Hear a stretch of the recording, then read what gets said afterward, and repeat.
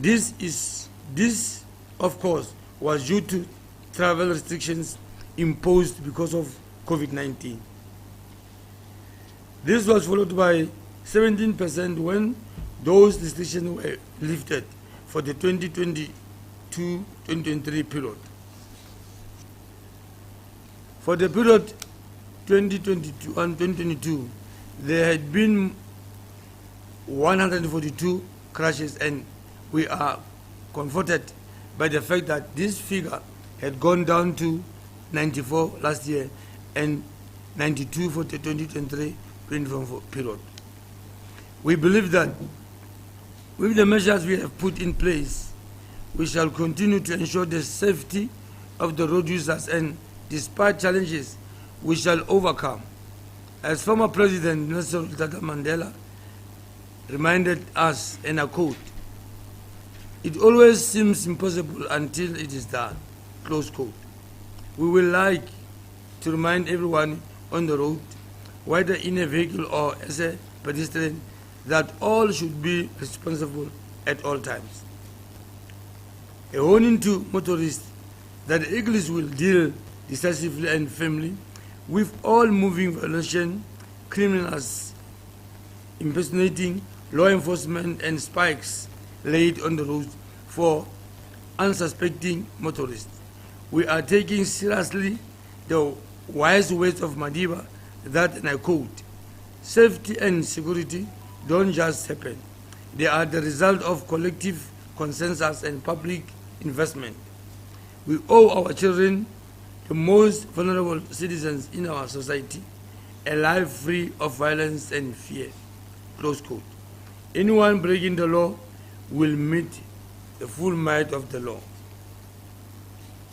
We will call you again, ladies and gentlemen, next week to update you on the measures we maintain in addressing the scholar transport challenges. Thank you very much. Thank you so much, MEC. I think it's commendable to also note that the province is one of the top 5 in terms of the least number of fatalities and crashes in the province. To be in the top 5 is not a child's play, it's a mammoth task. So I think it's very commendable, MEC, to also note that, members of the media. We'll take the first round of questions. Please identify yourself, the media house you are from, and I will give you at least 2 questions to ask so that we can have a track. Second round of questions, I think we'll cover you. In that order, colleagues, over to you, members of the media.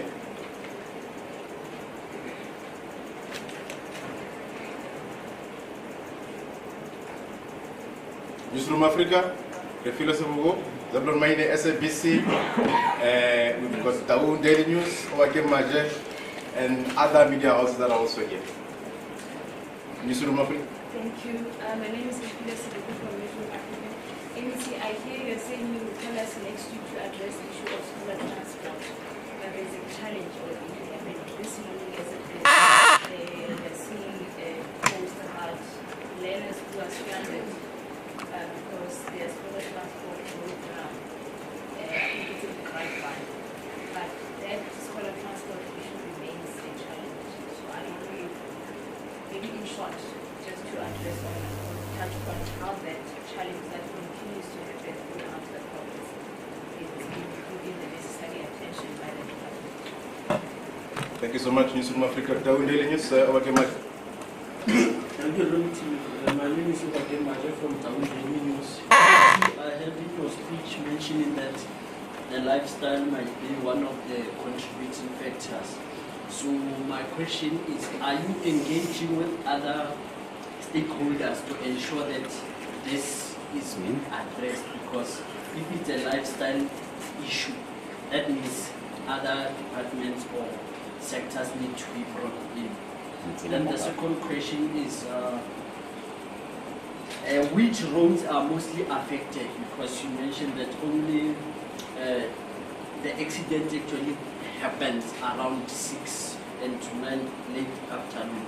Whether are they mainstream or internal roads? So lastly, you mentioned that the pedestrians are the most affected. My question is, according to the stats or information that you have, these pedestrians, are they people who actually indulge in lubricants and then walk around the street, or maybe they just people who don't adhere to road rules? Thank you. Thank you so much. The last question? All right, the last question is, you mentioned that the mostly affected are pedestrians. So my question is, according to stats or information that you have, these pedestrians are these people who walk in the street after indulging in alcohol, or are just people who don't actually adhere to the road rules? What might be the cause of pedestrians to be mostly affected? Thank you so much. Maybe before I acknowledge Zebulon Mainu from SABC, I must also acknowledge our esteemed colleagues from other community radio stations who are also here with us through live streaming. We'll be feeding them with all the events as they unfold here and all other interviews. Also, some of the issues that we find to be too administrative, the head of the so-called war room, that is an established task team that deals directly and in real time with issues that are raised on the ground. HOD Dr. Eske kind of address them. Maybe before we allow him to answer some of these questions, SABC. All right. Zebulon Mainu from SABC. MEC, on your speech, you mentioned that our province has recorded a less number of accident fatalities. So I just want to check which roads have seen a decline, because we understand that there are some roads like your R503 where we used to have a number of accidents. So across the province, which are the roads that used to be problematic have registered less number of accidents? Thank you. MEC, I think you'll get the second. It's what the second round. Then the second round of questions. Okay, I'm from Media. My question is, which specific roads in the Northwest Province has been affected, and what measures are being taken to address these concerns? Thank you so much, HOD. MEC, over to you.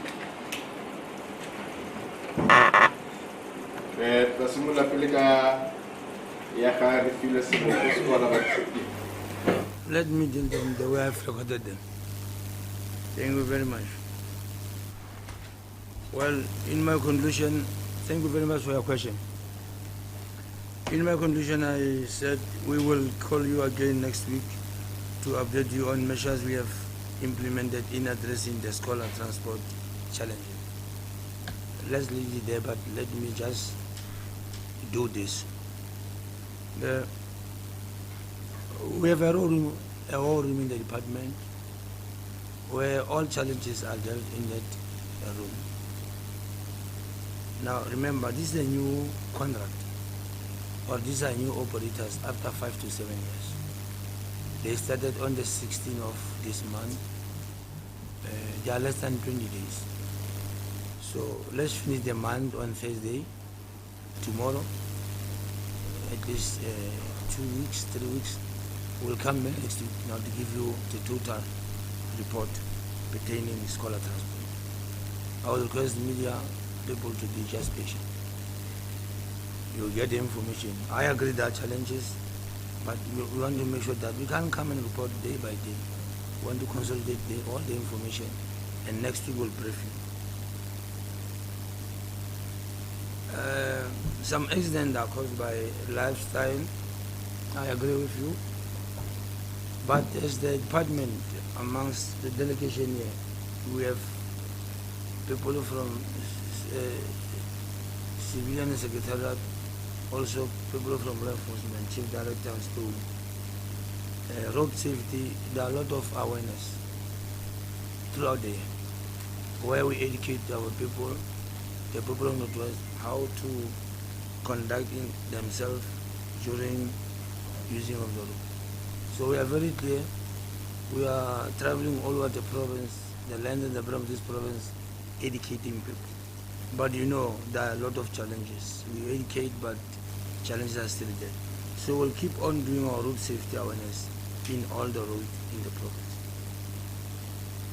Now, road affected, those are your N4, your Ns, N4, N12, N14, N18, and road to Sun City.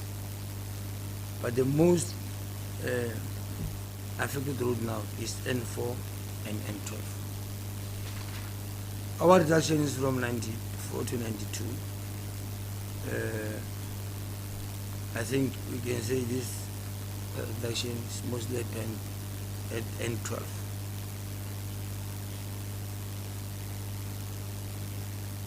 I think I will allow Chief Director and the HOD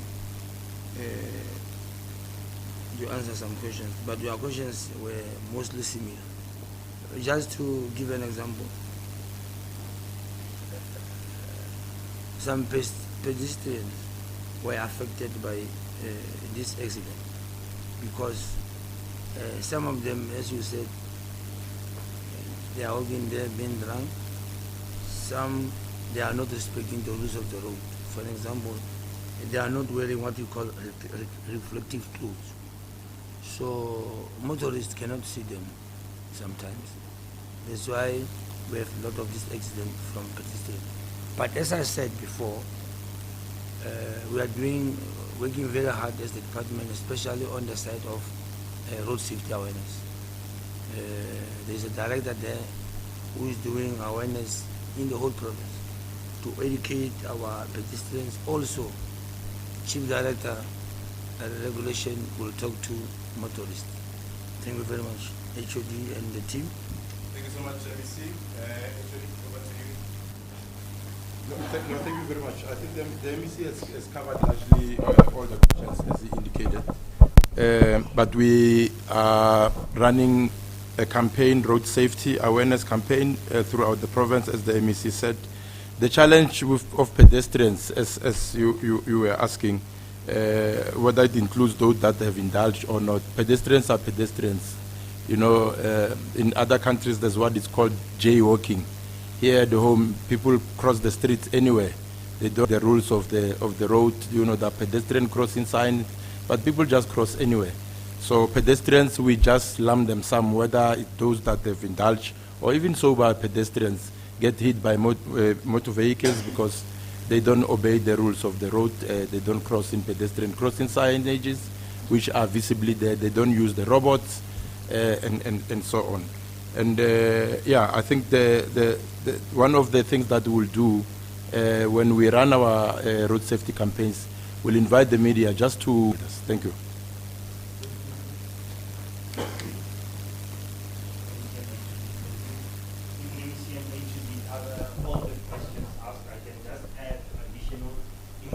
One of the questions was, do we also include other stakeholders? In the province, we have a committee called PRSSC, which stands for Provincial Road Safety Steering Committee. And that is the committee where we deal with all these road safety features quarterly. And it involves our stakeholders like municipalities, SAPs, and also the private colleagues. And on top of that, also we have a plan in the province since last year, which was launched last year by the HOD, by the MEC in March, which is called a 365 plan. So we are on the roads 365, not only during festives or Easter. We try to fight carnage on our roads 365 days of the year. This year, obviously, 6 days. And we are here to fight carnage and make sure our people are safe on our roads. Thank you very much. Thank you, Chief Director. The last theory. And then we give the MEC Botswana.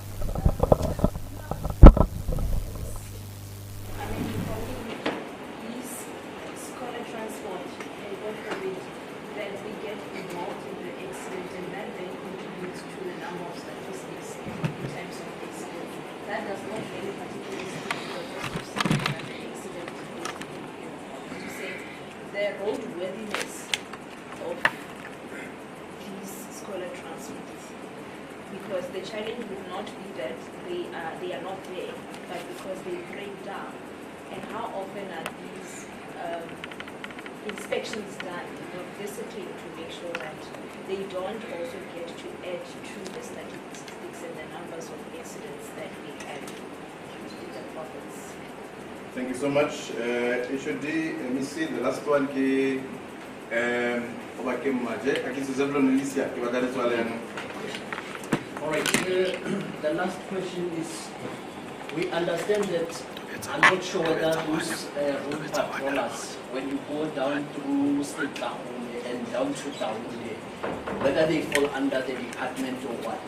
But how do you ensure that they are always available, or the high visibility is there? Because when you go down through the N18, sometimes during the weekend, you'll find that those patrollers are not there, and the animals, you'll find stray animals around the road. So how are you ensuring that that is efficient when it comes to the road patrollers, those who ensure that animals are, stray animals are off the road? That's my last. Thank you. Thank you so much. Over to you, MEC and HOD. Okay. I think road patrollers, I will request the manager, or Mr. Stone, just to deal with it. But again, back to scholar transport or learner transport. I said, just be patient. Next week is coming. It's a matter of days. And next week media briefing will be longer than this one, because this one, you get the information last week from the minister. We are just handling now the province. Now when you go to scholar transport, we'll be giving you a report, update report, district by district, local by local, since the 16th of January until tomorrow. You want me to give you a verbal report? It's not proper. Let's wait for next week. Even now, where I'm sitting here, in one room here, the chief director, the team of transport operation, they are at that whole room, dealing decisively with all districts in the province, getting challenges, responding immediately. And I will brief you next week. But thank you very much for honoring our media briefing. In the province, one of the peaceful provinces in South Africa, we talk less and do our work. That is our philosophy. So until we meet you next week, please come next week, so that we must close the chapter of learner transport. There are challenges, but we are addressing them. Come February, there will be fewer challenges. So, spokesperson, program director for today, HOD and the team, media people, thank you very much. Thank you so much, MEC. That brings the end to our media briefing. Thank you so much, colleagues. Oh, sorry, road patrollers. Thank you, MEC. The road patrollers is called rangers in the department. The road patrollers is called rangers in the department. We deploy our rangers according to our statistics, and also on the routes where we know there are problems, and also on the time that it was indicated where stray animals might be on the roads. And we have a team that monitor the deployment to make sure they are on those roads, and also that to make sure we deploy according to our statistics. If we find that one road, the statistics prove to us that there are lesser animals, we deploy them to a next road. So we make sure that these roads are free of animals, and we make sure that we shift them from one point to another point where they are needed, and we definitely monitor their presence. If we can recall, for the past 2 years, there were no fatality that involves stray animals in our province as well, after we started these deployments. Thank you so much, Acting Chief Director. MEC ka go tswela fela. Colleagues, just to implore on you, just be a little patient. MEC Jaga Buile will have a full media briefing because running a commentary on half-baked stories does not help. So we'll give you a fully detailed report supported by empirical evidence as far as scholar transport is concerned. Over to you, MC. No, once more, thank you very much. Media, and maybe today there were a few questions. I also expect a few questions next week. So thank you very much. Members of the media,